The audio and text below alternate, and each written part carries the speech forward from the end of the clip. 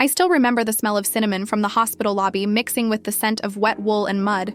It was Christmas Eve, and I'd just handed a shivering man a blanket and a cup of hot chocolate. Nothing fancy, just basic human decency. But apparently that was too much. Dr. Sterling appeared out of nowhere, his face twisted with disgust, pointing at the man like he was radioactive waste. "What the hell do you think you're doing, Emily?" he hissed, loud enough for everyone in the decorated lobby to hear. "You're attracting vagrants to my hospital. You're fired. Get out. Now." I felt my stomach drop. Christmas Eve. My son waiting at home. The bonus I desperately needed to pay rent. Gone. Just like that. Sterling didn't even blink. He actually laughed as security escorted me toward the door, his voice echoing through that glittering, heartless lobby. "Go do your charity work on the street where it belongs." The cold hit me like a slap. Snow was falling so hard I could barely see 10 feet ahead. I stood there on the sidewalk, my scrubs soaked through, watching through the glass as Sterling walked back to his office, probably to count his money while sipping eggnog. My hands were shaking, not from the cold, but from pure rage mixed with helplessness. I'd worked at that hospital for 3 years. 3 years of double shifts, of holding patients' hands when their families didn't show up, of being told I was too soft for healthcare. And this was my reward. I pulled my coat tighter and started walking toward the train station, tears freezing on my cheeks. I didn't even get to say goodbye to my patients. I didn't get my last paycheck. Nothing. But here's where everything changed. I was sitting on a bench at the station, staring at my phone, trying to figure out how to tell my babysitter I couldn't pay her this week, when someone sat down next to me. It was him, the homeless man I'd given the blanket to. Except now he wasn't shivering anymore. He was calm, eerily calm. "Emily," he said, and I froze because I never told him my name. He must have seen my badge. "I need to tell you something. I'm not homeless. My name is Lucas King, and I own the land that hospital sits on." I laughed. I actually laughed. Because what else do you do when your night goes from bad to completely insane? But he wasn't joking. He pulled out his phone and made a call right there, his voice cold and precise. "Cancel the lease renewal for Sterling Medical Center. Effective immediately. The tenant just evicted himself." Within minutes, 3 black SUVs pulled up to the station. Men in suits stepped out, opening doors, and Lucas stood up, brushing snow off his coat like he was shedding a disguise. He looked at me with something I hadn't seen all night.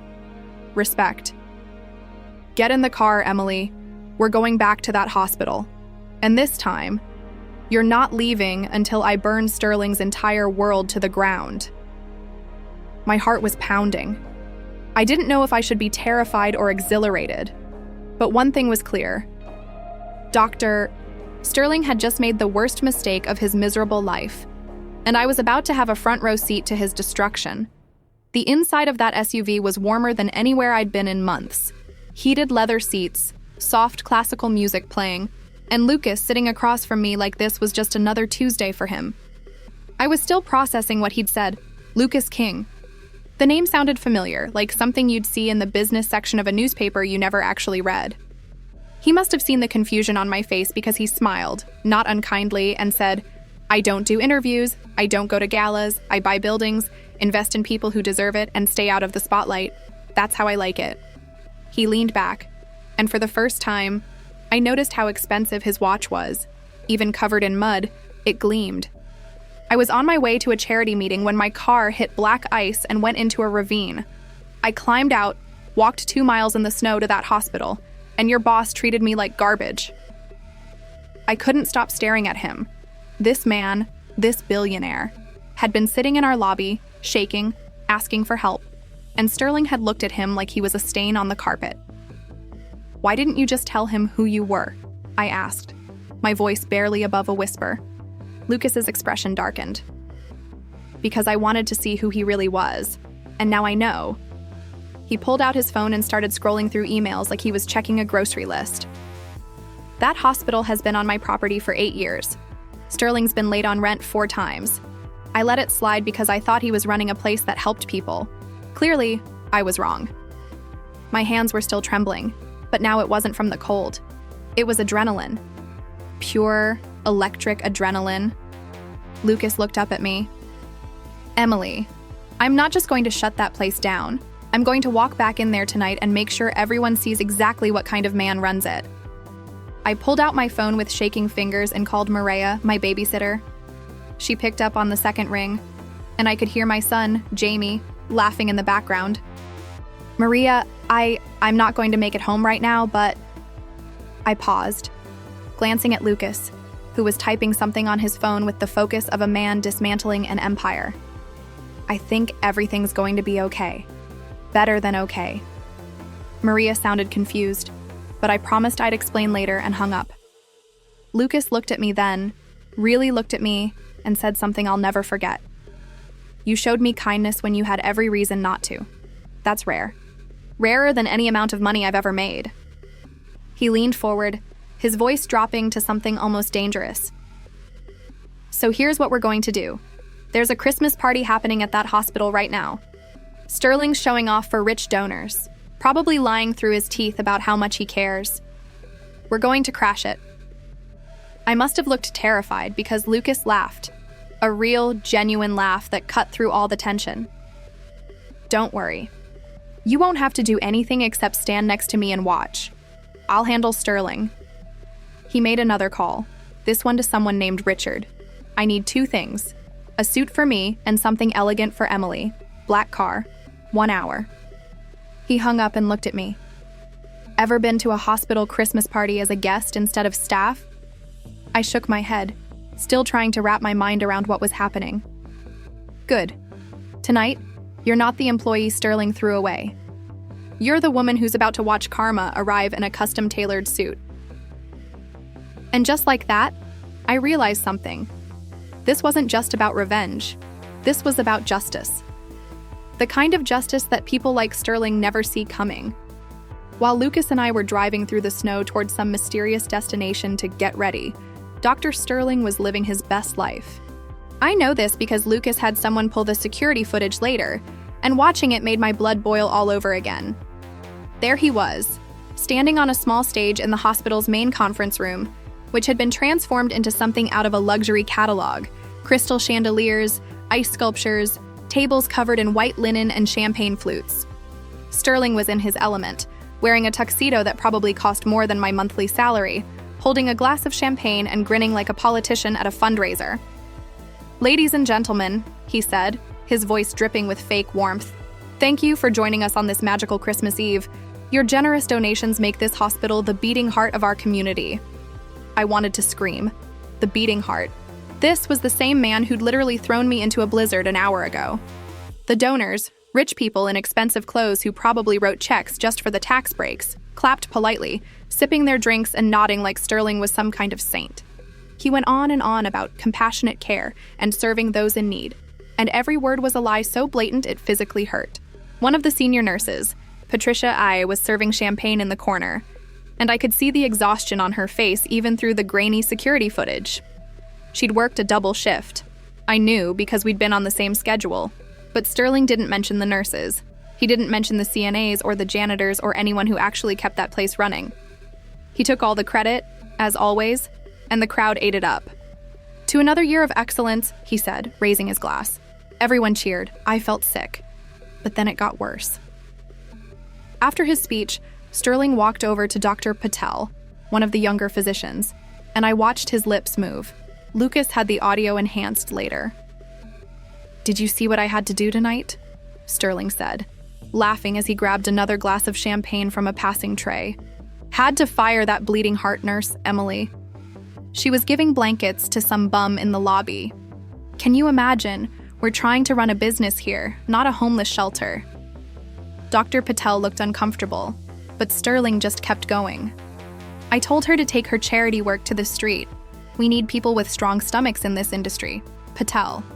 People who understand that not everyone deserves our help. Some people are just drains on the system. The casual cruelty in his voice made me want to reach through the screen and slap him. This wasn't just about policy or profit margins. Sterling genuinely believed that some people were worth less than others.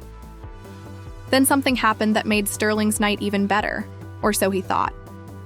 His assistant, a nervous woman named Brenda, came rushing over with her tablet, her face flushed. "Doctor, Sterling," she said, slightly out of breath. "I just received a message. Mr. Lucas King is coming to the party. He wants to make an announcement." Sterling's eyes lit up like a kid on Christmas morning. Lucas King. The name clearly meant something to him, even if he'd never met the man. "The property owner?" Sterling said, his voice jumping an octave. "He's coming here? Tonight?" Brenda nodded. "His assistant said he has a special Christmas gift for you, sir." "Oh," Sterling practically glowed. He started smoothing his hair, adjusting his bow tie, probably already imagining the massive donation check Lucas was going to hand him in front of all these cameras and donors. "This is perfect," he muttered, more to himself than to Brenda. "Make sure the photographer gets this. I want this moment documented." Sterling grabbed the microphone again, his voice booming with excitement. "Ladies and gentlemen, I've just received wonderful news. We have a very special guest joining us tonight, Mr. Lucas King, one of the city's most prominent philanthropists and the owner of the property our hospital calls home. Let's give him a warm welcome when he arrives." The crowd murmured with interest, and Sterling's chest puffed out like a peacock. He had no idea, absolutely no idea. He thought Lucas was coming to celebrate him, to shake his hand, to write a check with lots of zeros. He thought tonight was going to be his crowning achievement. And that's what made what was about to happen so much sweeter. Sterling stood there basking in his own glory, completely oblivious to the fact that the vagrant he'd thrown into the snow was about to walk through those doors and destroy everything he'd built. The transformation was unreal. One moment I was a fired nurse in soaked scrubs, and the next I was standing in front of a full-length mirror wearing a dress I couldn't even pronounce the designer name of. Deep emerald green, elegant but not flashy. The kind of thing that whispered, "I belong here," without screaming it. Lucas's people had worked fast. A stylist had done my hair and makeup in under 40 minutes. And when I looked at myself, I barely recognized the woman staring back. Lucas appeared behind me in the mirror, and I actually gasped. Gone was the muddy, shivering man from the lobby. He was wearing a charcoal suit that fit him so perfectly it had to be custom, a crisp white shirt and a tie that probably cost more than my car. His hair was styled, his face clean, and he looked every inch the billionaire he actually was. "Ready?" he asked, and there was something fierce in his eyes, something that told me Sterling's night was about to go very, very wrong. We pulled up to the hospital in a sleek black town car, and I felt my stomach flip. Just 2 hours ago, I'd been dragged out of this building like trash. Now I was walking back in through the front doors with a man who owned the ground beneath Sterling's feet. The lobby was nearly empty. Everyone was at the party, but the few staff members who saw us did a double take. I recognized Jenny from registration, and her jaw literally dropped. Lucas didn't pause. He walked like he owned the place, which, technically, he did. We moved through the corridors toward the conference room, and I could hear the party before I saw it. Laughter, clinking glasses, that awful smooth jazz they always play at corporate events. Lucas stopped just outside the doors and turned to me. "When we walk in, Sterling's not going to recognize me. He only saw a dirty homeless man. Let him come to us. Let him show everyone exactly who he is before I reveal who I am." I nodded, my heart hammering so hard I thought everyone would hear it. The doors opened, and we stepped inside. The room fell into a strange, rippling silence. Not complete, but enough that people noticed. Lucas King had arrived, and even though half these people had probably never seen him in person, they knew the name. They knew the power. Sterling was at the front of the room, and I watched his face go through about 5 different emotions in 3 seconds. Confusion. Who's that? Recognition. Wait, is that Emily? Calculation. And that must be Lucas King. And then, finally, smug satisfaction. He practically sprinted across the room, hand extended, smile plastered on his face like a mask. "Mr. King, what an incredible honor. Welcome! Welcome!" He grabbed Lucas's hand and shook it like he was pumping water from a well. Lucas smiled back, but it was cold, Arctic cold. The kind of smile that should have warned Sterling he was standing on thin ice. "Dr. Sterling, thank you for having me." Sterling's eyes flicked to me, and I saw the moment of recognition hit him fully. His smile faltered for just a fraction of a second before he recovered. But I caught it. Oh, I caught it. And I see you've brought Emily. He said my name like it was something stuck to the bottom of his shoe. I didn't realize you two were acquainted. Did you rehire her as your date for the evening? That's very generous of you, Mr. King, but I'm afraid she violated several hospital policies earlier tonight. Very unprofessional behavior. He said it loud enough for the people nearby to hear, his voice dripping with condescension. He was trying to humiliate me in front of everyone, trying to make sure Lucas knew I was beneath him. But Lucas didn't flinch. He turned to me with a look of exaggerated surprise, playing along with some script only he knew. Date? Oh no, Dr. Sterling. Emily isn't my date. The room seemed to hold its breath. Sterling's smile widened, thinking he'd won some small victory. But Lucas wasn't done. He stepped closer to Sterling, and his voice dropped just low enough that the people nearby had to lean in to hear, "She's not my date. She's my consultant." Sterling blinked, confused. Consultant? Lucas nodded, his expression perfectly pleasant, perfectly deadly. Yes, my ethics consultant. You see, I've been looking for someone who actually understands what compassion looks like. Someone who knows the difference between helping people and profiting off their suffering. And after tonight, I realized Emily here is the only person in this entire building who fits that description. The color started draining from Sterling's face, but he didn't understand yet, not fully. He laughed nervously, glancing around at the donors who were now watching this exchange with rapt attention. Well, that's very kind of you, but nothing, Lucas interrupted smoothly, his smile never wavering.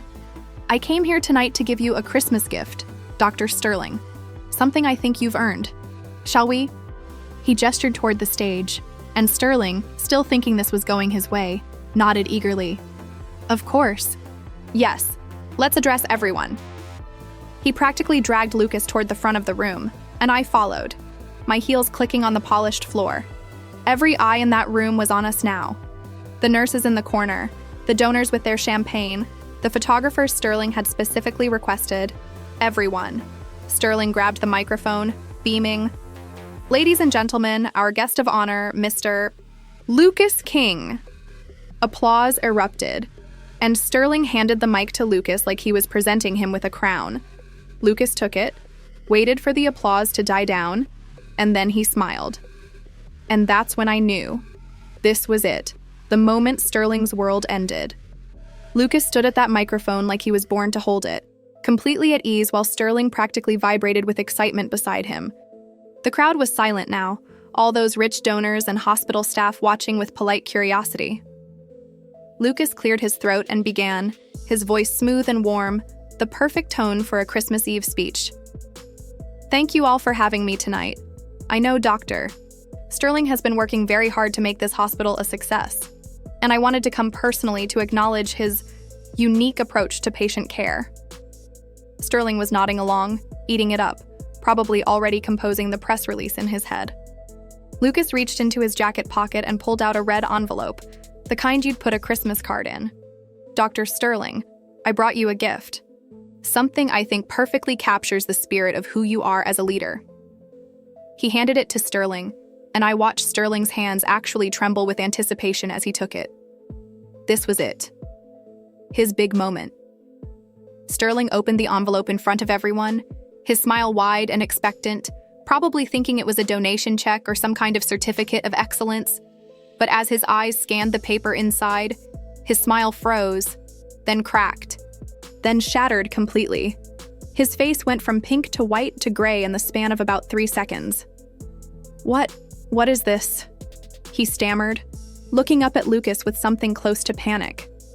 Lucas took the microphone back, his voice still pleasant, still calm. Why don't you read it out loud for everyone, Dr. Sterling? Share your gift with your guests. Sterling's hands were shaking now, and when he spoke, his voice came out strangled. This is a notice of eviction and lease termination. Effective immediately. A murmur rippled through the crowd. People started whispering. Lucas nodded encouragingly, like a teacher prompting a struggling student. That's right. And why don't you read the reason listed there? The violation clause. Sterling's eyes darted across the page, and I could see him trying to figure out how to spin this, how to make it sound like anything other than what it was. But there was no spin, no escape. Violation of basic human decency and ethical conduct codes as outlined in Section 7.3 of the lease agreement? His voice trailed off, and Lucas smoothly took over. You see, ladies and gentlemen, when I lease property for medical use, I include very specific clauses about how the facility must operate. Compassionate care, non-discriminatory admission policies, treating every human being who walks through those doors with dignity and respect. He paused, letting that sink in, and then he pulled out his phone. But rather than take my word for it, why don't we all watch exactly what happened in your lobby tonight, Dr. Sterling? He nodded to someone in the back. One of his people must have been working the AV system, and suddenly the massive screen behind the stage flickered to life. The security footage was crystal clear. There I was, in my scrubs, handing a blanket to a man covered in mud and snow. You could see the kindness in my body language, the way I knelt down to his level, the way I brought him hot chocolate with my own hands.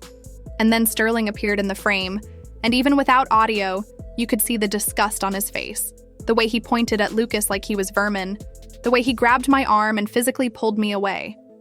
Then the audio kicked in, and Sterling's voice filled the room. You're attracting vagrants to my hospital. You're fired. Get out, now. The crowd gasped. Someone dropped a glass, and it shattered on the floor, but nobody moved to clean it up. Everyone was frozen, watching Sterling throw me out into a blizzard on Christmas Eve. And then his laugh, that cruel, dismissive laugh, echoed through the speakers. Go do your charity work on the street where it belongs. The video froze on Sterling's face, and Lucas let the silence stretch for what felt like an eternity. When he finally spoke, his voice was quieter, but somehow that made it more powerful. That man you saw on the screen, the vagrant Dr. Sterling threw into the snow? He paused, and I saw understanding start to dawn on a few faces in the crowd. That was me. The room exploded, not with noise, with shock so thick you could feel it pressing against your skin. People turned to each other, mouths open, trying to process what they'd just heard. Sterling looked like he was going to pass out. You were... Lucas nodded slowly. I was in a car accident. I walked 2 miles through a blizzard to this hospital seeking help, and your director of operations treated me like garbage. The only person who showed me an ounce of human compassion was Emily. And for that, you fired her. Sterling's mouth opened and closed like a fish drowning in air. He tried to speak, to explain, but nothing came out. Lucas turned to face the crowd, and when he spoke again, his voice carried the weight of someone who'd seen enough. So here's my question for all of you generous donors. If this is how Dr. Sterling treats a man he thinks is homeless, someone vulnerable, someone in need, how do you think he treats your family members when they come here sick and scared? How do you think he treats the patients who can't afford fancy insurance, the ones who can't fight back? The crowd shifted uncomfortably. A few people were already moving toward the exit. Lucas held up the eviction notice. This hospital's lease ends at midnight. Dr. Sterling, you have until then to clear out your personal belongings. Security will escort you from the premises. And just like that, Sterling's empire crumbled. His gift turned into a curse. His perfect Christmas Eve became his worst nightmare. The silence in that room was deafening. You could have heard a snowflake land on the carpet. Every single person was staring at Sterling, watching him unravel in real time, and it was brutal. His face had gone from gray to blotchy red, sweat beading on his forehead despite the air conditioning. He looked at Lucas, then at the screen, then back at Lucas, his brain clearly trying to find some escape route that didn't exist. Mr. King, I didn't know it was you. If I had known... Lucas cut him off with a look so cold it could have frozen the champagne in everyone's glasses. If you'd known it was me, you would have kissed my feet and offered me a private suite. But that's exactly the problem, isn't it, Dr. Sterling? You don't treat people with decency because it's the right thing to do. You treat people well only when they can benefit you. When you think someone's powerless, when you think they're beneath you, you throw them away like trash. Sterling tried to recover, turning to the crowd with his hands up like he was a politician caught in a scandal. Ladies and gentlemen, please. This is a misunderstanding. The hospital has policies. We can't just admit anyone off the street without proper intake procedures. It's a matter of liability, But Lucas wasn't having it. He stepped forward, and his voice cut through Sterling's excuses like a knife through butter. Liability? The man was bleeding from a head wound. He could barely stand. And instead of offering medical attention, the thing your hospital is supposed to provide, you had him thrown out into a blizzard. Lucas turned to face the donors directly, addressing them like a lawyer making a closing argument. I want you all to think about something. Your donations fund this place. Your money pays for this man's salary, for these decorations, for that champagne you're drinking. And this is what he does with your trust. I watched as several donors exchanged glances, their expressions shifting from shock to disgust. Mrs. Patterson, an elderly woman whose family had donated an entire wing to the hospital, set down her glass and stood up. I've heard enough, she said, her voice shaking with barely contained rage. My late husband built his fortune on the principle that every person deserves dignity. If this is how you operate, Dr. Sterling, you won't see another cent from the Patterson Foundation. She walked out, and it was like she broke a dam. Other donors started standing, grabbing their coats, whispering furiously to each other. A man in an expensive suit, I think he was from some pharmaceutical company, stopped in front of Sterling and said, loud enough for everyone to hear, "You've embarrassed us all. Consider our partnership terminated." One by one, they filed out, and Sterling just stood there, watching his donor base evaporate like snow in the sun. But Lucas wasn't finished. He gestured to the remaining staff members, the nurses, the orderlies, the people who actually kept the hospital running. I want to ask you all something. How many of you have seen Dr. Sterling treat patients, or staff, or anyone he considers less than, with this kind of contempt? The room was silent for a moment, and then Patricia, the senior nurse, raised her hand, then another nurse, then an orderly, then a janitor. Within seconds, more than a dozen hands were in the air. Lucas nodded slowly, like this confirmed everything he already knew. Thank you for your honesty, and I want you to know, this changes tonight. All of you who've been mistreated, overlooked, or undervalued, that ends now. He turned back to Sterling, who looked like he was about to either cry or throw up. You built your career on exploitation, on treating people like numbers on a spreadsheet instead of human beings. Well, congratulations, Dr. Sterling. You've officially been downsized. Sterling finally found his voice, and it came out desperate and pleading. You can't do this. I have contracts. I have rights. This hospital serves thousands of patients. You can't just shut it down because of one mistake. Lucas tilted his head, considering. You're right about one thing. This hospital does serve thousands of patients, which is exactly why I'm not shutting it down. I'm replacing you. Sterling's eyes went wide. What? Lucas smiled, and it was the smile of a man who'd thought of everything. As of midnight, this facility will operate under new management. The staff will keep their jobs. In fact, they'll get raises and better working conditions. The patients will continue to receive care. But you're done. Security is waiting outside to escort you off the property. And just so we're clear, I've already contacted the medical board about your conduct. I have a feeling they'll be very interested in reviewing your tenure here. 2 security guards appeared at the doors. Not the hospital's usual guards, but Lucas's people, professionals in dark suits who looked like they could bench press a car. Sterling's face went from red to purple. This is insane. It's Christmas Eve. You're throwing me out on Christmas Eve? Lucas's expression didn't change. Ironic, isn't it? I believe those were Emily's exact thoughts when you did the same to her 2 hours ago. The difference is, she didn't deserve it. You do. The guards moved forward, and Sterling backed up, looking around wildly for support that wasn't coming. Everyone was either staring at him with contempt or had already left. This isn't over, Sterling hissed, his voice low and venomous. I'll sue you. I'll bury you in legal fees. Lucas leaned in close, and when he spoke, his voice was quiet enough that only Sterling, the guards, and I could hear. Try it. I have more lawyers than you have lies, and every single one of them would work this case for free just for the satisfaction of watching you lose. Now get out of my building. The moment Sterling was escorted out, literally dragged out, his protests fading down the hallway, the atmosphere in the room shifted. It was like someone had opened a window and let fresh air into a space that had been suffocating for years. The remaining staff members stood there in stunned silence, and I realized they were all looking at Lucas, waiting to see what would happen next. Would this new owner be any better than Sterling, or was this just a different kind of nightmare? Lucas seemed to sense their fear because he set down the microphone and stepped off the stage, moving into the crowd rather than standing above it. "I know you're all scared right now," he said, his voice calm but firm. "You just watched your boss get fired on Christmas Eve, and you're wondering if you're next. So let me be very clear. You're not. Every single one of you who does your job with compassion and integrity will not only keep your position, you'll thrive here." He walked over to Patricia, the senior nurse who'd raised her hand earlier, and I saw her tense up like she was expecting to be reprimanded. Instead, Lucas extended his hand. "How long have you worked here?" Patricia blinked, caught off guard. 16 years, sir." Lucas nodded.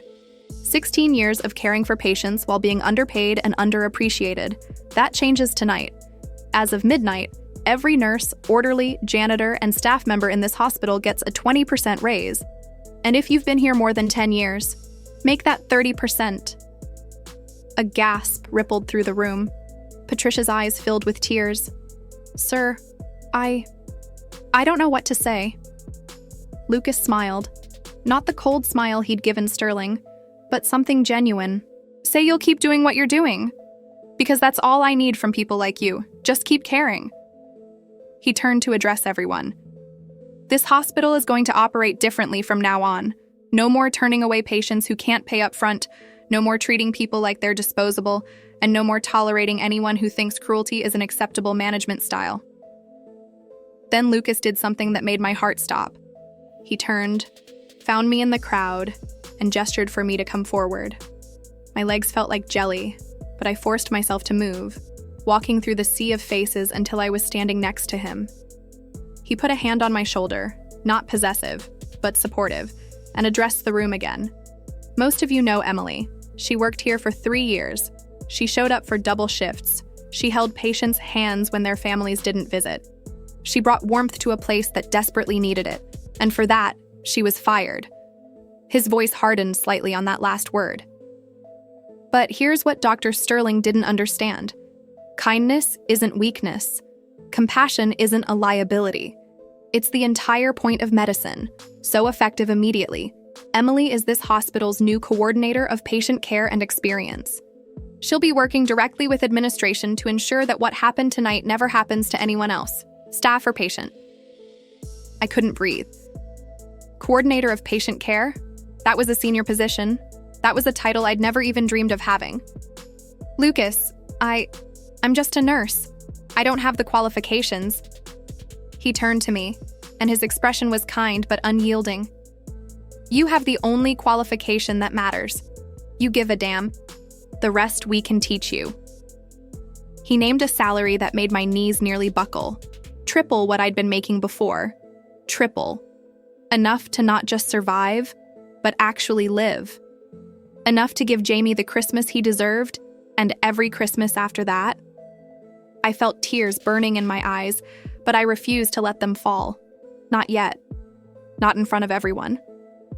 Lucas must have seen me struggling because he squeezed my shoulder gently and turned back to the crowd.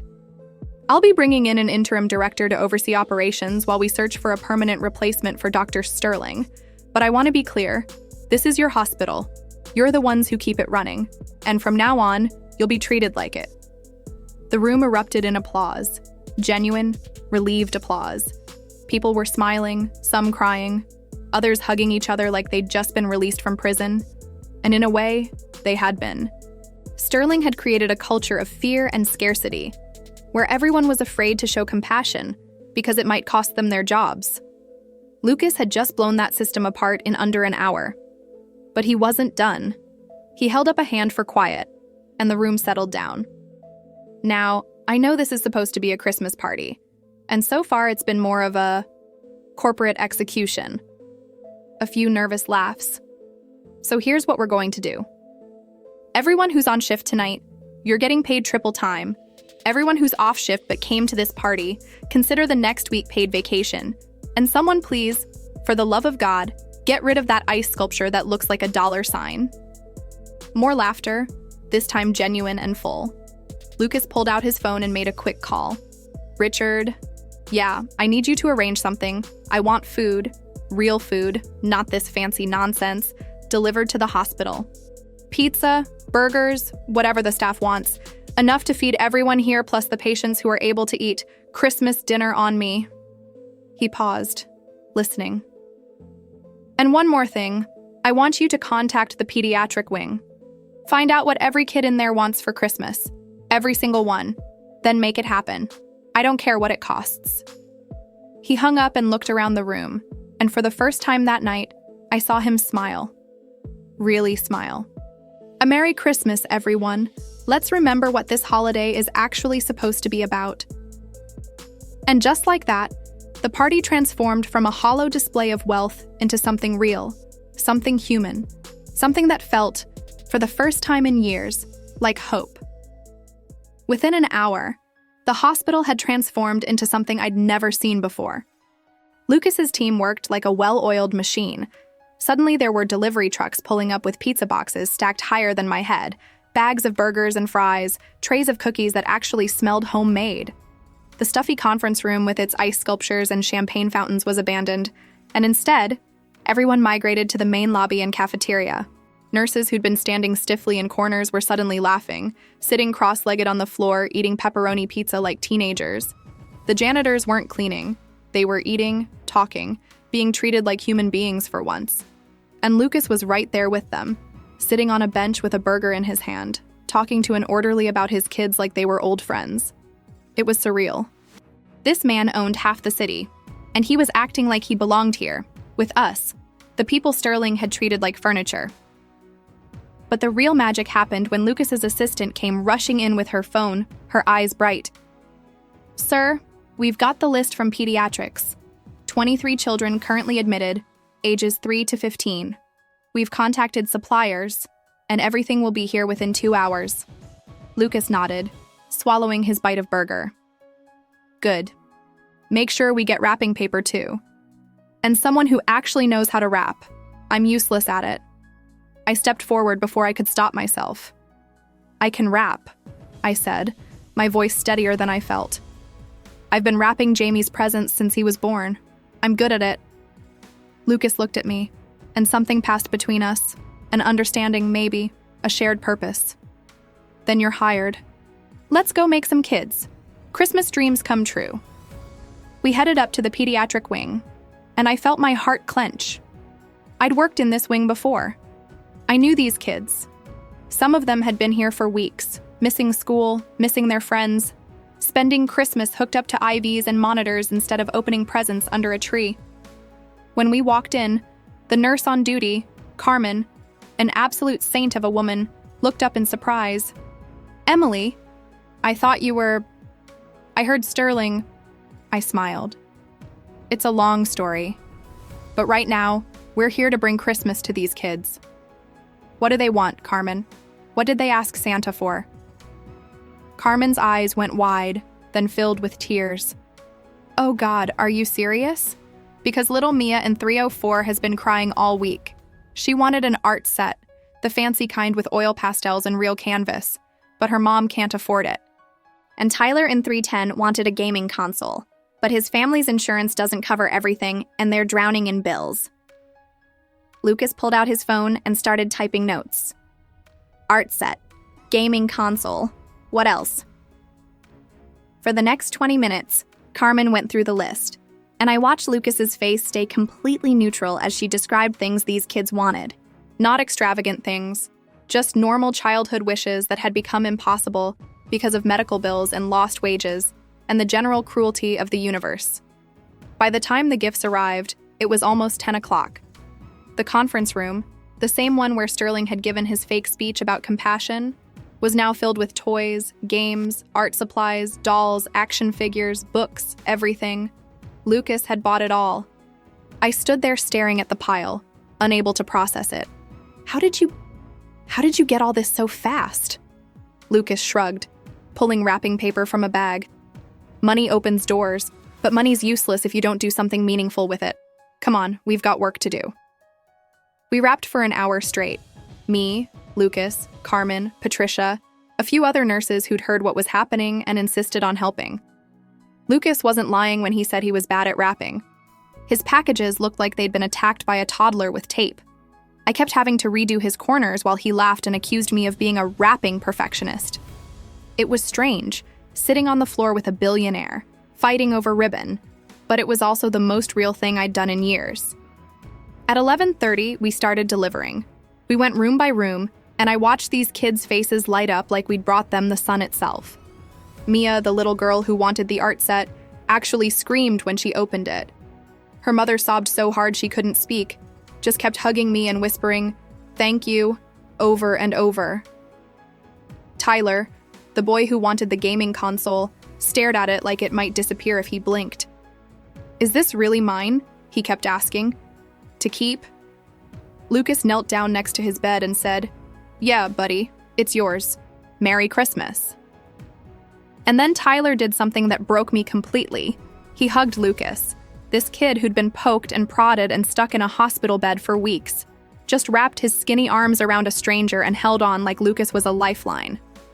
We finished delivering around midnight, and I was exhausted but exhilarated.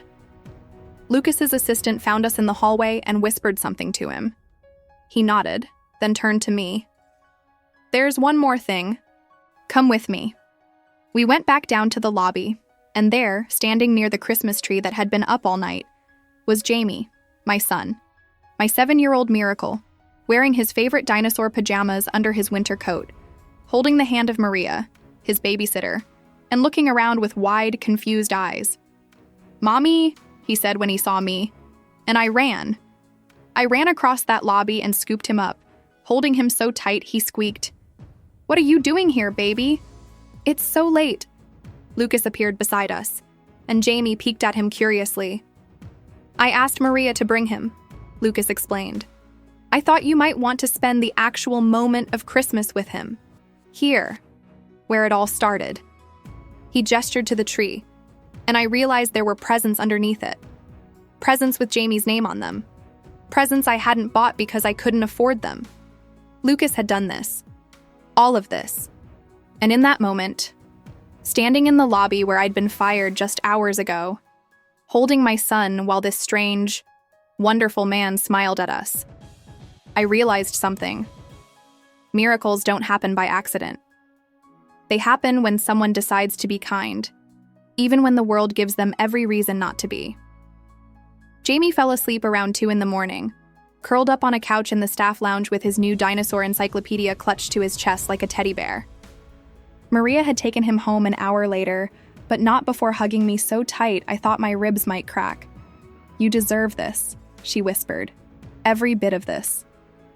And as I watched her car pull away, taillights disappearing into the early morning darkness, I felt something I hadn't felt in years. Peace. Real, bone-deep peace.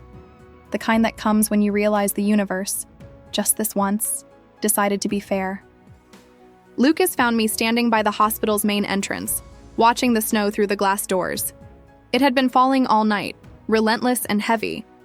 But now, as Christmas morning arrived, it was slowing, softening, like even the weather knew something had shifted. "You okay?" he asked, coming to stand beside me. I nodded, not trusting my voice. "I keep thinking I'm going to wake up. That this whole night was some kind of fever dream." Lucas smiled, his breath fogging the glass. "It's real, all of it. You're the new coordinator of patient care. Sterling's gone. The hospital is under new management, and your son has enough dinosaur books to last him until college." I laughed, and it came out watery. "Why did you do all this? I mean, I understand firing Sterling. He threw you out in a blizzard. But everything else? The raises, The gifts for the kids, the job for me. You didn't have to do any of that. Lucas was quiet for a long moment, and when he spoke, his voice was softer than I'd heard it all night. My mother was a nurse. She worked in a hospital a lot like this one, and she was treated like garbage for 20 years by people like Sterling. Overworked, underpaid, told that compassion was a weakness. She died when I was 19, and I swore I'd never forget what that system did to her. He turned to look at me. When I saw you give me that blanket tonight, when you looked at me like I was a person instead of a problem, I saw my mother, and I realized I had a choice. I could walk away and let Sterling keep destroying good people, or I could do something about it. I felt tears burning behind my eyes again, but this time I let them fall. She would have been proud of you, your mom. She would have been so proud. Lucas's jaw tightened, and for just a second, I saw the grief he carried. I hope so. God, I hope so.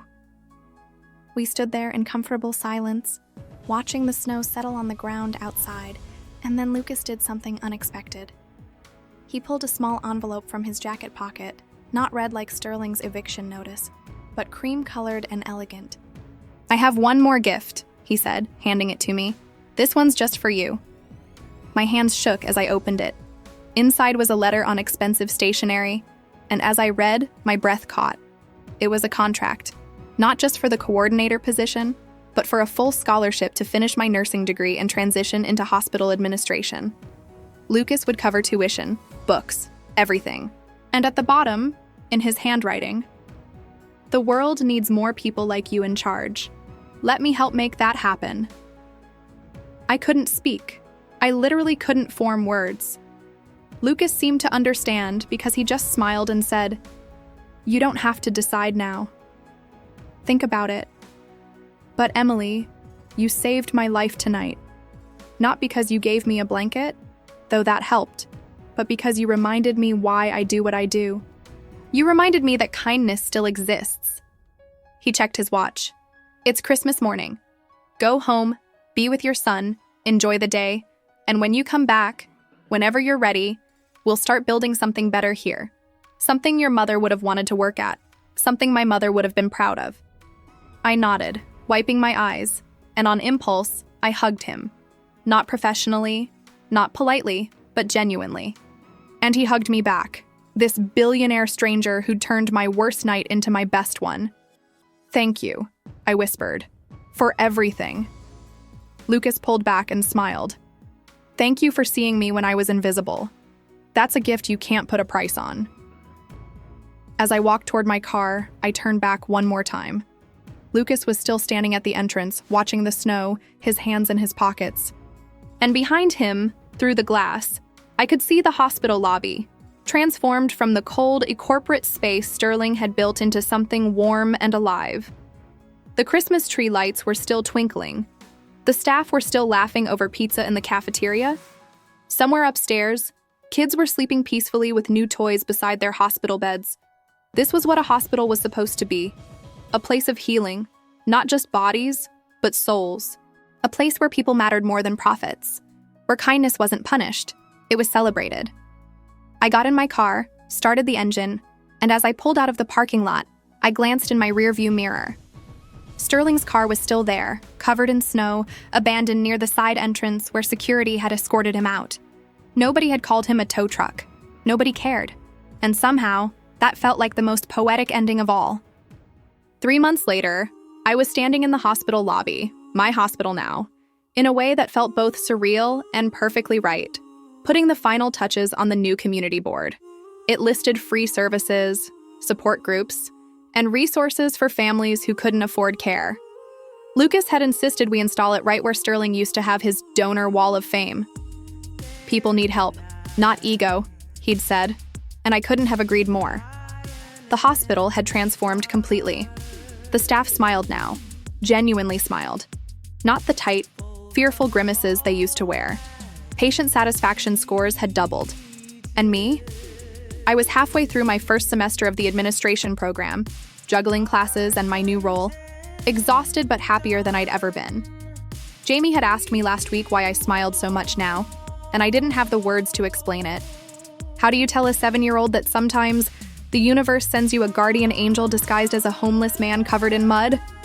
I stepped back to admire the board, and my phone buzzed. A text from Lucas. Heading to the West Coast for a few weeks. Don't burn the place down while I'm gone. LK. I smiled and typed back. No promises. Safe travels. He'd become something between a mentor and a friend. Someone I trusted completely, but still couldn't quite believe was real. Carmen walked by, pushing a cart of flowers for the patient rooms, and paused. You know, Emily, I've worked here for 12 years, and this is the first time it's felt like a hospital instead of a factory. Thank you for that. I shook my head. Thank Lucas, and thank yourself. You're the one who kept caring even when Sterling made it impossible. She squeezed my hand and continued down the hall, humming a Christmas carol even though it was March. Some things, I realized, stay with you. The good nights, the miracles, the moments when you discover that one act of kindness can change absolutely everything. As I stood there, watching the afternoon light filter through the lobby windows, I thought about that Christmas Eve, the worst night of my life that became the best. The moment I gave a stranger a blanket and accidentally saved myself. People ask me sometimes if I believe in fate, in destiny, in some grand plan. I never know how to answer, but I know this. The best gift I ever received wasn't wrapped in paper or tied with a bow. It was sitting on a bench in a snowstorm, shivering and forgotten, waiting to see if anyone still remembered what it meant to be human. And when I gave him that warmth, he gave me back my future. Not because he was rich, though that certainly helped, but because he saw me, really saw me, the way everyone deserves to be seen. So here's what I wonder sometimes. Late at night when I'm studying or tucking Jamie into bed, what if kindness is the real currency? What if the moments we spend caring for strangers, the blankets we give, the hands we hold, the humanity we refuse to let die even when the world tells us to be cold? What if those are the moments that actually matter? Because I've learned something powerful. You never know who's watching. You never know whose life you might save with the smallest gesture of warmth. And you never know when the person you help might turn out to be the one who helps you right back. Merry Christmas, every day. To everyone. Even, especially, the ones who look like they don't deserve it. Because sometimes, the angels come covered in mud. But you know what? Emily's Christmas miracle came from helping a stranger, and she got everything she deserved. But what happens when the person who betrays you isn't a stranger? When it's your own child? Picture this. You're a mother who's been secretly paying your son's mortgage for 5 years. 5 years of sacrifice so he could live comfortably, so he could build his career, so his wife could have the house of her dreams. You never asked for credit. You never asked for thanks. You just loved him. And then, Christmas Eve arrives. You've bought presents, prepared your famous dishes, and you're about to drive to his house when your phone rings. It's him, your son, and he says words you never thought you'd hear. Mom, don't come. My boss's wife is coming for dinner, and honestly, you don't really fit the image we're trying to project. What would you do? Would you cry? Would you forgive him? Or would you pick up the phone, call the bank, and cancel every single mortgage payment? Because that's exactly what happened next. And let me tell you that Christmas dinner turned into the most expensive meal anyone ever didn't eat.